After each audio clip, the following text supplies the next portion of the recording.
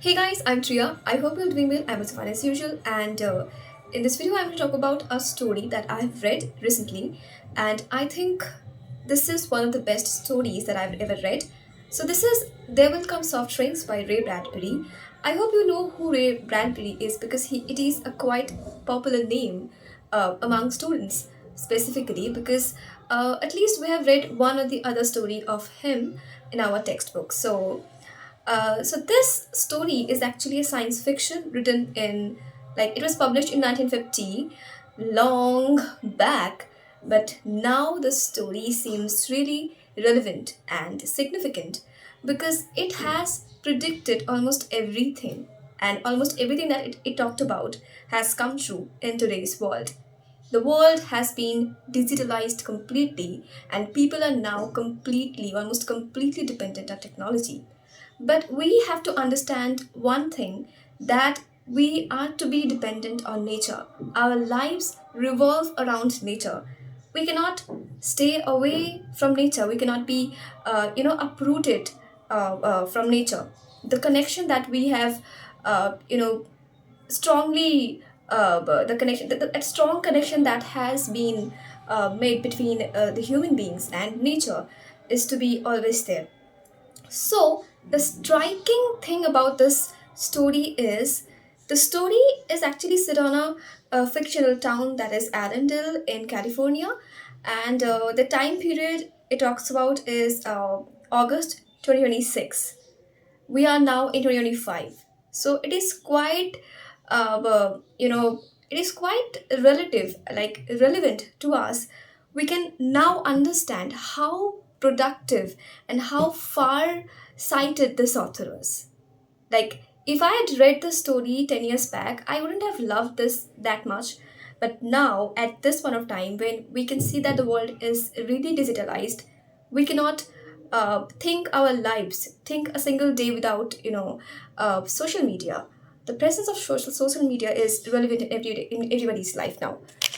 So now I am getting in the summary of the story.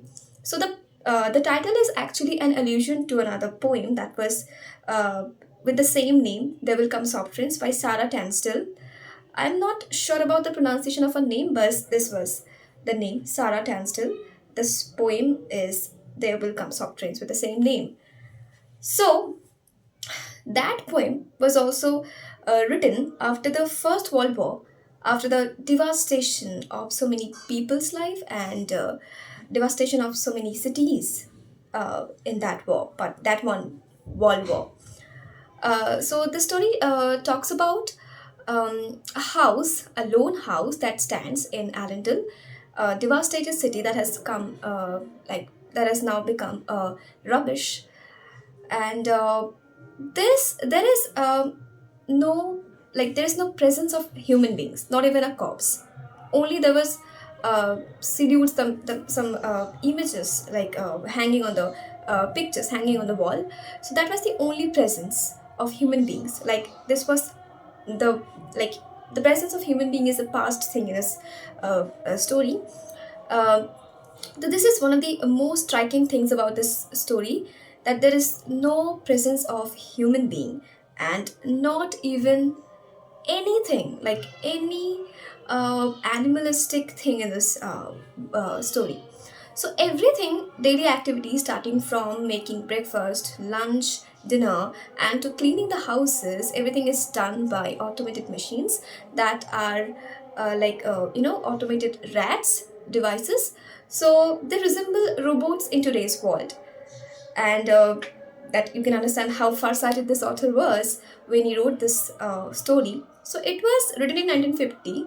I mean, it was published in 1950, and as I said that, it was actually written to criticize the Nagasaki bomb blast, nuclear devastation, and that is why probably he wrote this story with the theme of nuclear devastation.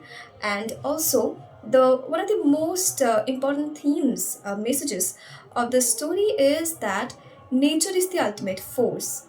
Human beings cannot override nature's power, nature's might. We have to bow down to, knee down to nature, always. One thing I missed out is that there was this presence of a wounded dog in the story that was supposed to be the pet dog of the owners of this house, but it was shown only for once and for a brief moment.